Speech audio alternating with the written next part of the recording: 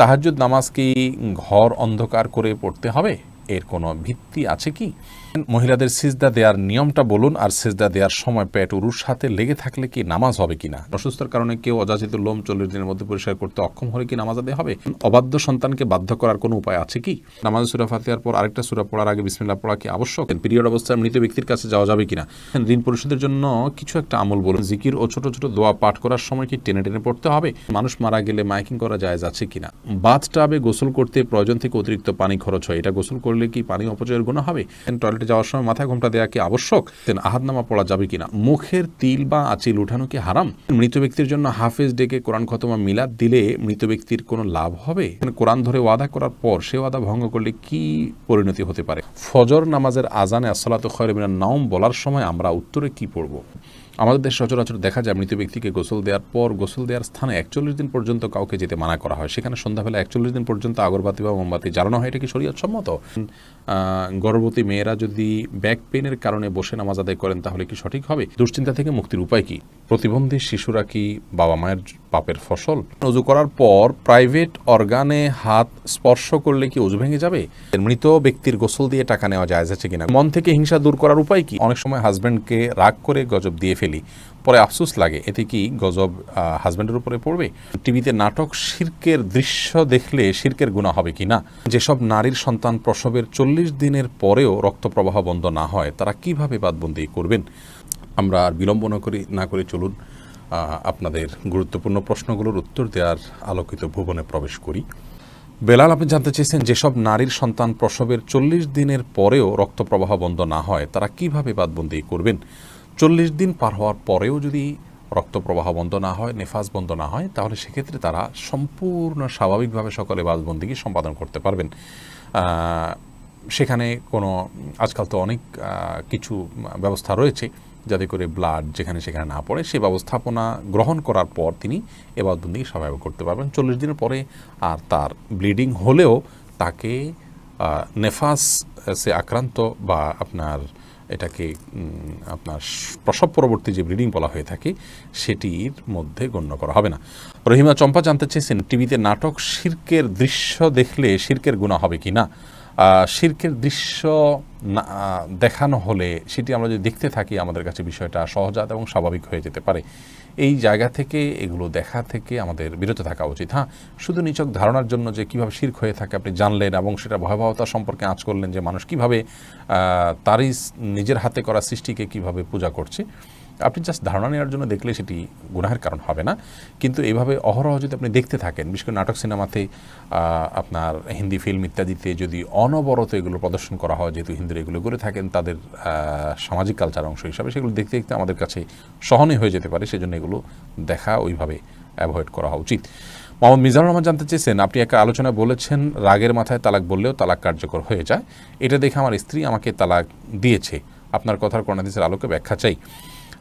নবী করিম সাল্লাল্লাহু আলাইহি ওয়াসাল্লাম বলেছেন, সালাতুন জিদ্দুহুন্না জিদ্দুন ওয়া হাজলুহুন্না জিদ্দুন, তিনটি কাজ মানুষ সিরিয়াসলি করলে যা হয়, দুষ্টুমি করে করলেও তা হয়, এগুলো ঘটে যায়। তার মধ্যে থেকে একটি হলো তালাক। অতএব তালাকের এই বিষয়টি খুবই সিরিয়াস, এটা স্পর্শকাতর।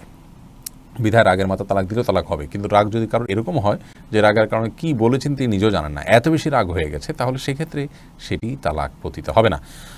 তবে আপনার স্ত্রী আপনাকে তালাক দিয়েছেন, স্ত্রী যদি বলেন এইভাবে যে আমি তোমাকে তালাক দিলাম, এভাবে বললে তালাক হবে না। এবং স্ত্রীর অর্পিত তালাকের যে পাওয়ার আছে সেটা তিনি কখন খাটাতে পারেন, কিভাবে সেটার প্রয়োগ করতে পারেন, এগুলো আলোচনা সাপেক্ষ বিষয়। এজন্য এই নির্দিষ্ট বিষয়ে কোনো দক্ষ আলিমের সাথে আপনি দেখা করে কোনো দারুল ইফতাতে গিয়ে আপনি আপনার বিষয়টি ফতোয়া নেবেন ইনশাআল্লাহ। এরপরে উম্মে সালমা রিহা, আপনি ইউটিউব চ্যানেলে প্রশ্ন করেছেন, অনেক সময় হাজব্যান্ডকে রাগ করে গজব দিয়ে ফেলি, পরে আফসোস লাগে, এতে কি গজব হাজব্যান্ডের উপরে পড়বে? না বোন, এর কারণে হাজব্যান্ডের উপর গজব পড়বে না। কোরআন কারীমের একটি আয়াত থেকে স্পষ্ট বোঝা যায় যে রাগের মাথায় যখন মানুষ এই ধরনের বদদোয়া দিয়ে ফেলে, আল্লাহ রাব্বুল আলামিন সেগুলোকে বাস্তবায়ন করেন না। এবং তবে এটি একটা অন্যায় কাজ। মুমিন কখনো কথায় কথায় অভিসম্পাতকারী হতে পারে না। নবী করিম সাল্লাল্লাহু আলাইহি ওয়াসাল্লাম বলেছেন, ঈমানদার কখনো লাআন হয় না, লাআনত করবে, অভিসম্পাত করবে, বদদোয়া করবে কথায় কথা, এটি ঈমানদারের চরিত্র নয়। অতএব সবর এবং ধৈর্যের পরাকাষ্ঠা প্রদর্শন করতে হবে ভালো ঈমানদার হওয়ার জন্য। এরপরে মনিরা মনি জানতে চেয়েছেন মন থেকে হিংসা দূর করার উপায় কি? কারোর প্রতি যদি হিংসা হয় তার জন্য বেশি বেশি দোয়া করবেন, তাকে বিশেষ উপঢৌকন দিবেন, হাদিয়া দিবেন, তার কল্যাণ চেয়ে আল্লাহর কাছে আরও বেশি দোয়া কামনা করবেন, দোয়া করবেন। এগুলোর মাধ্যমে ইনশাআল্লাহ মন থেকে আপনার হিংসা দূর হবে। এগুলো শুধু পরামর্শ, কোরআন হাদিস থেকে বাতানো কোনো আমল নয়। সেই সাথে আপনার অন্তরকে পরিচ্ছন্ন করবার জন্য আল্লাহ তাআলার কাছে দোয়া করবেন। আল্লাহুম্মা তাহির কলবি মিনান নিফাক ওয়া আমালি মিনার রিয়া ওয়া লিসানি মিনাল কিযব ওয়া আইনি মিনাল খিয়ানা। এই সমস্ত দোয়াগুলোতে আমাদের অন্তরকে পরিচ্ছন্ন করা, বিভিন্ন অঙ্গ প্রত্যঙ্গকে গুনাহ থেকে পরিচ্ছন্ন করার জন্য আল্লাহর কাছে সাহায্য চাওয়া হয়। সেভাবে আল্লাহর কাছে আমরা সাহায্য চাইব। আর যার প্রতি হিংসা হয় চিন্তা করবেন যে এটি আল্লাহর ফয়সালা। আপনি যদি তার হিংসা করেন তাহলে কেমন যেন আল্লাহর ফয়সালাকে আপনি মানছেন না, কেমন জানি আল্লাহর ফয়সালার বিরুদ্ধে আপনি অবস্থান নিচ্ছেন। এটি অত্যন্ত গর্হিত এবং জঘন্য একটি বিষয়। সেটি আমরা যখন চিন্তা করব, কল্পনা করব, ভাববো, তখন ইনশাআল্লাহ বিদিনিল্লাহ বিষয়গুলো আমাদের কাছে সহনীয় হবে, সহজ হবে। আমাদের মধ্যে আর হিংসা থাকবে না যে আল্লাহ তাকে দিয়েছেন, এতে আমার খারাপ লাগবে কেন? আল্লাহ পছন্দ করেন দেখেই তো দিয়েছেন। অথবা আল্লাহর ফয়সালা আমার আপত্তি থাকলে তো ইমান নিয়ে টানাটানি হবে। হ্যাঁ, আল্লাহ আমাকেও দেখ, সেটি ভিন্ন বিষয়। আবু বকর সিদ্দিক ওয়াইজ এআডি থেকে আপনি জানতে চেয়েছেন মৃত ব্যক্তির গোসল দিয়ে টাকা নেওয়া জায়েজ আছে কিনা? গোসল দেওয়াটা মুসলিমদের কর্তব্যের অংশ, দাফন, গোসল, কবর দেওয়া। এই জন্য এগুলো দিয়ে কোনো মানুষ সেগুলো করে টাকা নেওয়াটা তার জন্য উচিত নয়, এটা জায়েজ নয় তার জন্য। নামাজে সূরা পড়ার ব্যাপারে কি ধারাবাহিকতা মানতে হয়? ধারাবাহিকতা রক্ষা করা উত্তম, ভালো। যদি কোনো কারণে ধারাবাহিকতা বিচ্ছিন্ন হয়ে যায়, ওলামা ইকরাম সেটাকে মাকরুহ বলেছেন, অপছন্দনীয় এবং অনুচিত বলেছেন। তবে স্বাভাবিক অবস্থায় ধারাবাহিকতা রক্ষা করা উচিত। এরপরে আবু সিদ্দিক হানিফ জানতে চেয়েছেন ঘরে বিড়াল থাকলে নাকি নামাজ হয় না, এটা কি সত্য কথা? না, এটার কোনো ভিত্তি নেই। ঘরে বিড়াল থাকলে নামাজ হবে না কেন? নামাজ হবে। আর দীপু জানতে চেয়েছেন অজু করার পর প্রাইভেট অর্গানে হাত স্পর্শ করলে কি অজু ভেঙে যাবে? ইমাম আবু হানিফা রাহিমাহুল্লাহর মত অনুযায়ী অজু ভাঙবে না, এবং এর সপক্ষে অনেকগুলো দলিল এবং যুক্তি আছে, বিভিন্ন স্পষ্ট হাদিস রয়েছে। যদিও অনেক ইমামদের মতে যদি কোনো আড়াল ছাড়া স্পর্শ মানে সরাসরি স্পর্শ করেন তাহলে সেক্ষেত্রে অজু ভঙ্গ হবে। মোহাম্মদ মোজাম্মেল হোসেন আপনি জানতে চেয়েছেন প্রতিবন্ধী শিশুরা কি বাবা মায়ের পাপের ফসল? প্রতিবন্ধী শিশুরা কখনোই বাবা বা মায়ের কিংবা বাবা মা উভয়ের কোনো পাপের ফসল হতে পারেন না। আল্লাহ রাব্বুল আলামিনের অমোঘ বিধান হলো একজনের পাপের প্রায়শ্চিত্ত আরেকজনকে করতে হয় না, একজনের পাপের বোঝা আল্লাহ রাব্বুল আলামিন আরেকজনের উপরে চাপান না। বাবা মা যদি পাপ করে থাকেন তো তাদের পাপ তাদেরকে পাবে, তাদের পাপের কারণে সন্তান প্রতিবন্ধী হবে এমন কোনো কথা ইসলামী শরীয়ত অ্যালাউ করেন। এটা সম্পূর্ণ ভুল এবং কুসংস্কারাচ্ছন্ন একটি বিশ্বাস। এই বিশ্বাস থেকে আমাদেরকে বেরিয়ে আসতে হবে যদি কারোর মধ্যে বিশ্বাস থাকে। বরং প্রতিবন্ধী শিশু, এই শিশু আল্লাহ তাআলার পক্ষ থেকে মা বাবার জন্য অনেক বড় পরীক্ষার বিষয়। তারা যদি এটিকে সবরের সাথে, ধৈর্যের সাথে প্রতিপালন করেন তাহলে ইনশাআল্লাহ বেদিন আল্লাহর কাছে তারা মহা পুরস্কার পাবেন। এ বিষয়ে আমরা মুসনাদ আহমদের একটি হাদিস পাই, তিরমিজির একটি হাদিস পাই। নবী সাল্লাল্লাহু আলাইহি ওয়াসাল্লাম বলেছেন যে একজন ইমানদারের নিজের প্রতি আল্লাহ তাআলা তাকে পরীক্ষা ফেলেন, তার মধ্যে বিপদ দেন, তার শরীরের মধ্যে অর্থাৎ রোগবালাই দিয়ে। আবার কখনো তার সন্তানকে দিয়ে তাকে আল্লাহ তাআলা পরীক্ষা করেন। আবার কখনো সম্পদের মধ্যে কোনো প্রকার ক্ষয়ক্ষতি দিয়ে আল্লাহ তাআলা পরীক্ষা করেন। হাদিস থেকে বোঝা যায় যে সন্তানের মধ্যে কোনো প্রকার ক্ষয়ক্ষতি হওয়া, সন্তান বিকলাঙ্গ হওয়া কিংবা প্রতিবন্ধী হওয়া, এগুলো সবগুলো আল্লাহ তাআলার পক্ষ থেকে পরীক্ষা।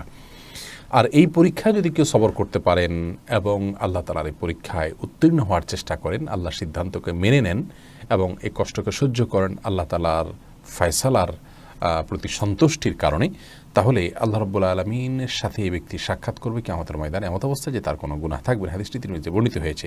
অন্য আরেকটি হাদিসে আসছে নবী সাল্লাল্লাহু আলাইহি ওয়াসাল্লাম বলেছেন ইন্না আইজামাল জাযাই মা আইজামিল ওয়ালা, নিশ্চয়ই আল্লাহ রাব্বুল আলামিনের পক্ষ থেকে পরীক্ষা যত বড় হবে তার জন্য পুরস্কারও তত বড় হবে। অতএব কোনো বাবা মা যদি প্রতিবন্ধী সন্তান জন্ম দেন তাহলে তাদের জন্য এটি অনেক বড় পরীক্ষা, তাদের প্রতিদান আল্লাহর পক্ষ থেকে অনেক বড় হবে ইনশাআল্লাহ বিদিনা, যদি তারা সবর করতে পারেন।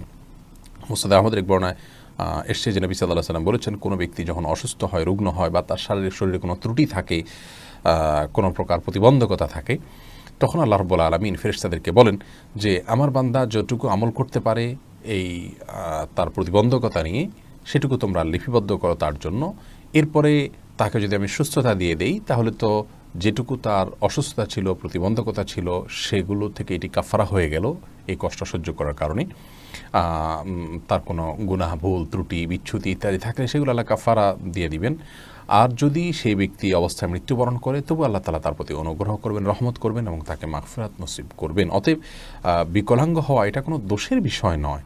আর সন্তান বিকলাঙ্গ হলে সেটা বাবা মার পাপের ফসল, এই কথাটি মূর্খতা সুলভ কথা, এর সাথে কোরআন হাদিসের কোনো সম্পর্ক নেই। জাকারিয়া হাসান জানতে চেয়েছেন দুশ্চিন্তা থেকে মুক্তির উপায় কী? দুশ্চিন্তা থেকে মুক্তির সর্বপ্রধান উপায় হলো আল্লাহ রাব্বুল আলামিনের সাথে কথা বলা।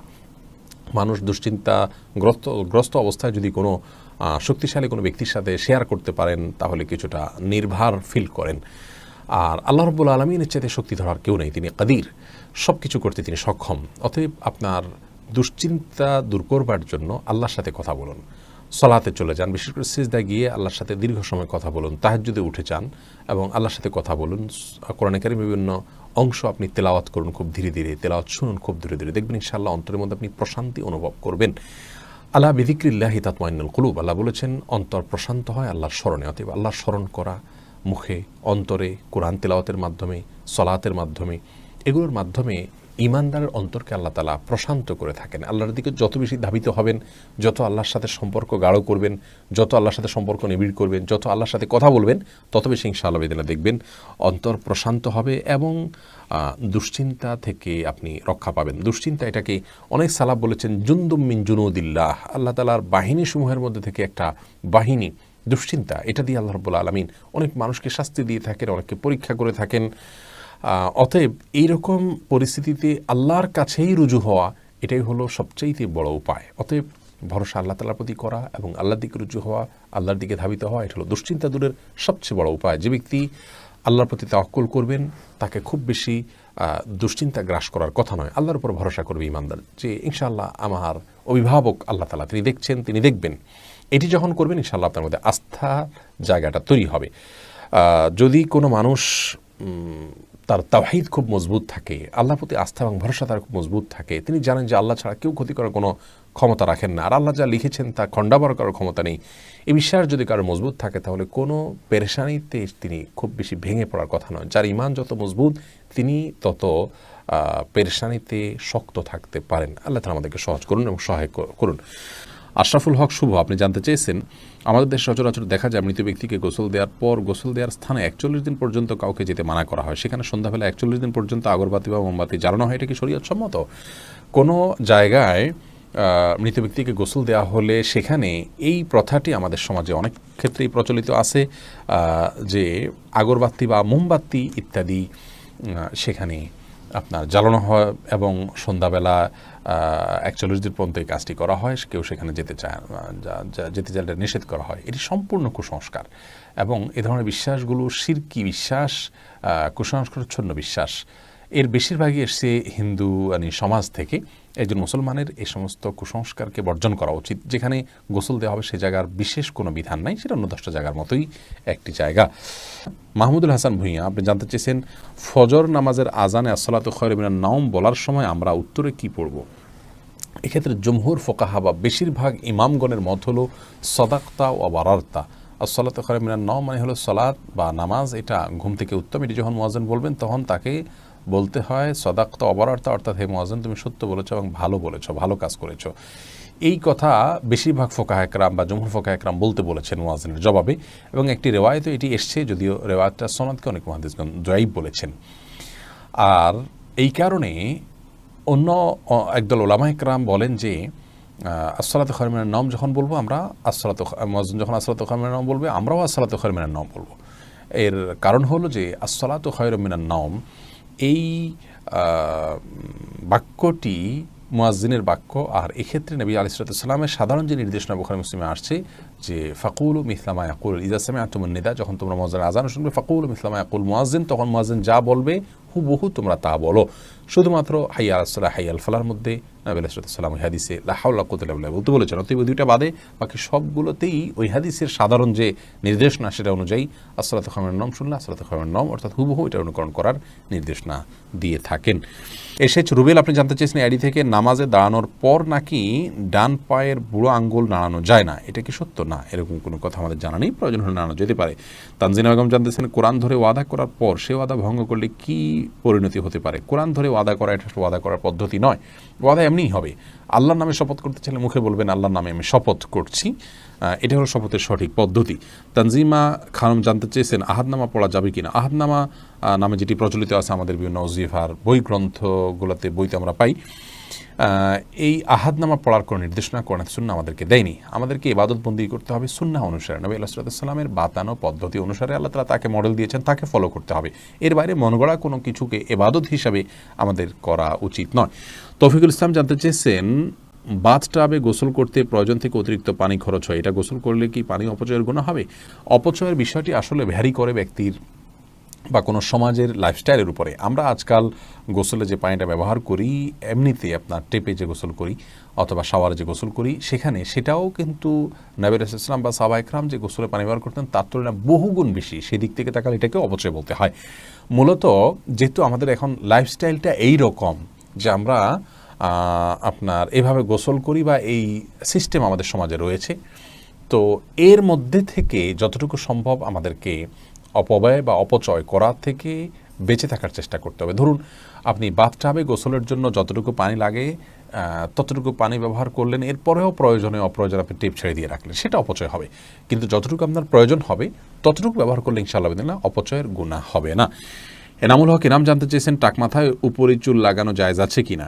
টাক ঢেকে আপনার চুল আছে এটি প্রকাশ করা, এটা এক ধরনের আপনার প্রতারণা বলা যেতে পারে, এটি করা অনুচিত এবং একজন ইমানদারের এটি আদর্শ নয় যে আমার যা নাই সেটা আমি মানুষের সামনে প্রকাশ করলাম।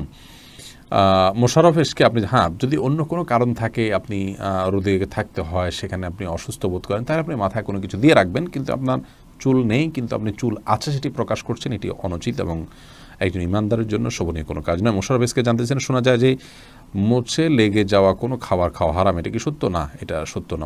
মুছে যদি খাবার লেগে যায় সেটা হারাম হয়ে যায় এমন না, তবে এটি অস্বাস্থ্যকর, অনুচিত কাজ, অবশ্যই অনুত্তম কাজ। লিজা সামিনা আইডি থেকে আপনি জানতে চেয়েছেন রাতের বেলা আয়না দেখা অনেক অমঙ্গলজনক মনে করে, কিছু বলুন। রাতের বেলায় আয়না দেখাকে অমঙ্গলজনক মনে করাটা সম্পূর্ণ কুসংস্কার, ইসলামী শরিয়ার সাথে এর কোনো সম্পর্ক নেই। রাতের বেলায় আমরা আয়না দেখলে এর পেছনে কোনো অমঙ্গল নাই, আপনি রাতে দিনে যে কোনো সময় আয়না দেখতে পারেন। সোনিয়া আক্তার জানতেছেন জিকির ও ছোট ছোট দোয়া পাঠ করার সময় কি টেনে টেনে পড়তে হবে? কোরআনে কারিমের সময় যেরকম মদ এবং গুন্নাহ লক্ষ্য করে পড়তে হয়, দোয়া দরুদ যখন আমরা পাঠ করব তখন আমাদেরকে ঠিক একইভাবে মদ বা গুন্নাহ করে পড়তে হবে, এমন কোনো বাধ্যবাধকতা নেই। বরং তখন আমরা স্বাভাবিক যে আরবি অক্ষর উচ্চারণের নিয়ম আছে সেগুলো ফলো করে যদি করে যাই এবং মদগুলোকে সেভাবে আমরা না টানি, তাতেও ইনশাআল্লাহ বিদিনিল্লাহ জিকির বা দোয়া পাঠ করা বিশুদ্ধ হয়ে যাবে। এমনি সালাহুদ্দিন জানতে চেয়েছে নামাজরত অবস্থায় প্রসাবের ফোঁটা বের হলে কি করণীয়?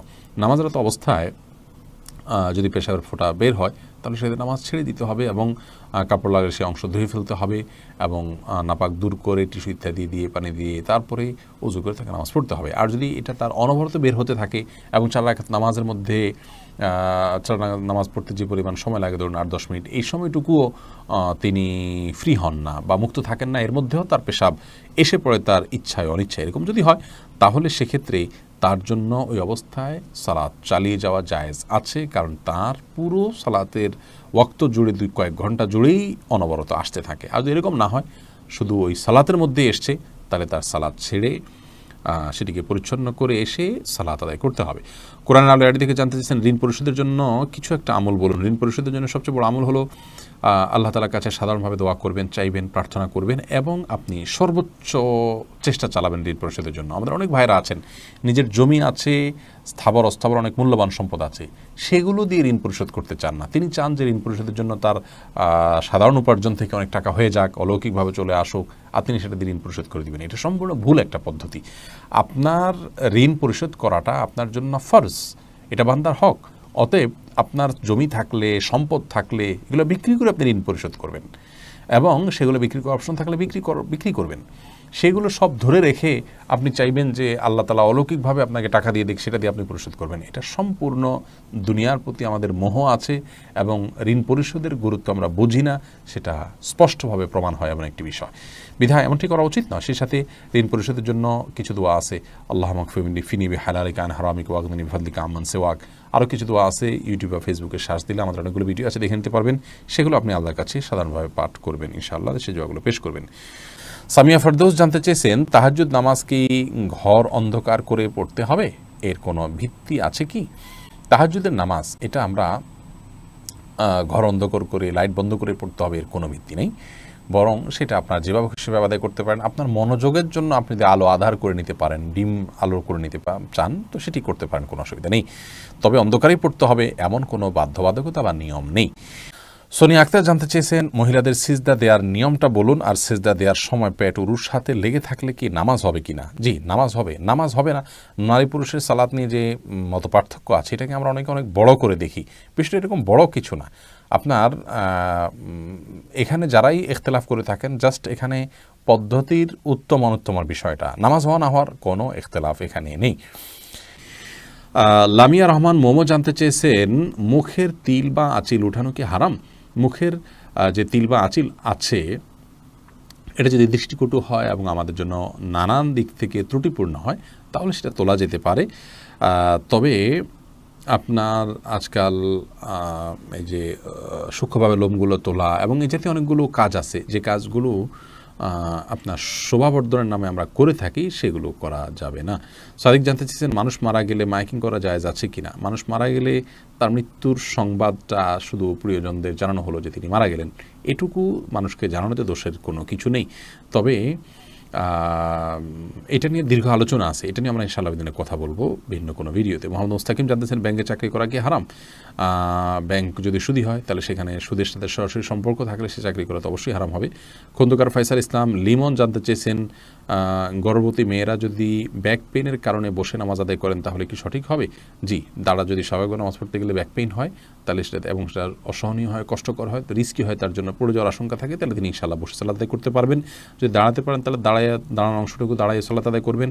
এরপর রুকু সিজদা করাটা তার জন্য কষ্টকর হলে পরে বাকি অংশটা চেয়ারে বসে সালাত আদায় করবেন। আর যদি এটুকুও কষ্টকর হয় তাহলে পুরোটুকুই বসে সালাত আদায় করতে পারেন। আয়েশা সিদ্দিকা জানতেছেন, ফেসবুকে মৃত ব্যক্তির ছবি দেয়া বারবার কতটুকু শরীয়ত সম্মত? বিনা প্রয়োজনে এটা না করাই উচিত, তবে এটাকে হারাম আমরা বলতে পারবো না সরাসরি। রাকিব হাসান জানতেছেন, অসুস্থতার কারণে কেউ অযাচিত লোম 40 দিনের মধ্যে পরিষ্কার করতে অক্ষম হলে কি নামাজ আদায় হবে? অসুস্থতার কারণে বা কোনো ওজোর কারণে যদি হয়ে থাকে আদায় হয়ে যাবে ইনশাআল্লাহ বিদিনিল্লাহ। আসমাউল হোসনা ফেনু জানতে চেয়েছেন, পিরিয়ড অবস্থায় মৃত ব্যক্তির কাছে যাওয়া যাবে কিনা? যাওয়া যাবে, এতে কোনো অসুবিধা নেই। কাকুলি শেখ জানতেছেন, সাহসিদ্দাতে কি সেজদার তাসবিহ পড়বো? জি, অবশ্যই আপনি সেজদার তাসবিহ পড়বেন। রোশনার খাতুন জানতে চেয়েছেন, মৃত ব্যক্তির জন্য হাফেজ ডেকে কোরআন খতম মিলাদ দিলে মৃত ব্যক্তির কোনো লাভ হবে? মৃত ব্যক্তির জন্য হাফেজ ডেকে কোরআন খতম পড়া, মিলাদ পড়া কোনো শিক্ষা ইসলাম দেয়নি। এটি সম্পূর্ণ আমাদের দেশীয় সংস্কৃতি বা আঞ্চলিক সংস্কৃতি বা আমাদের বানানো সংস্কৃতি। মৃত ব্যক্তি নিজে তেলাওয়াত করলে তার সব তিনি পাবেন, আমরা তেলাওয়াত করলে তার তেলাওয়াত করে তার সব তার জন্য পৌঁছাতে চাইলে সেটি অনকলামের মতো জায়েজ আছে। কিন্তু হাফেজ বা হুজুরদেরকে ডেকে এনে তেলাওয়াত করানো এবং তার জন্য পেমেন্ট করা, যেটা আমাদের দেশে প্রচলিত আছে, এটি ইসলাম শরীয়তের দৃষ্টিকোণ থেকে জায়েজ কাজ নয়। যেটি করছেন এবং যিনি করাচ্ছেন সবাই গুনাহগার হবেন। এরপরে রাশেদ আপনি জানতে চেয়েছেন, অবাধ্য সন্তানকে বাধ্য করার কোনো উপায় আছে কি? অবাধ্য সন্তানকে বাধ্য করার জন্য ছোটোবেলা থেকেই তার সাথে সেভাবে ইসলামিক যে আপনার ইসলামের যে নির্দেশনা আছে একজন প্যারেন্টসের জন্য, প্যারেন্টিংয়ের বিষয়ে, সেগুলোকে লক্ষ্য করা উচিত। তাকে সালাতের নির্দেশ দেওয়া, নিজে সালাতে অভ্যস্ত করা, ভালো পরিবেশ দেওয়া, এগুলো না করে এরপরে বড় হওয়ার পরে অলৌকিক কোনো পদ্ধতিতে তাকে আপনি বাধ্য করে ফেলবেন, এরকম কোনো সুযোগ নেই। তারপরেও আপনি তাকে সৎসঙ্গ দিলেন, নেককারদের সোহবতে নিলেন এবং তার জন্য আল্লাহর কাছে মনে প্রাণে দোয়া করলেন, আবার দোয়া সন্তানের জন্য কবুল হয়। এইরকম বিভিন্ন উদ্যোগের মাধ্যমে আপনি তাকে সৎপথে আনতে পারেন, বাধ্য করতে পারেন। তানি ইসলাম জানতে চেয়েছেন, টয়লেটে যাওয়ার সময় মাথায় ঘোমটা দেওয়া কি আবশ্যক? এটা উত্তম এবং ভালো। অনেক ওলামা ইকরাম উন্মুক্ত মাথায় যাওয়াটাকে মাকরুহ বলেছেন। পরাজিত মনে নামাজ সূরা ফাতিহার পর আরেকটা সূরা পড়ার আগে বিসমিল্লাহ পড়া কি আবশ্যক? না, আবশ্যক না, সুন্নাহ পড়া ভালো, উত্তম। কাকলি শেখ, সুন্নাহ পড়া উচিত, না পড়লে গুনাহ হবে না। কাকলি শেখ জানতেছেন, বাজনা বাজানো ছাড়া ঘরের মধ্যে যেখানে কোনো নন মাহরাম নেই সেখানে কি গান গাওয়া যাবে? শুধু খালি গালা যদি গান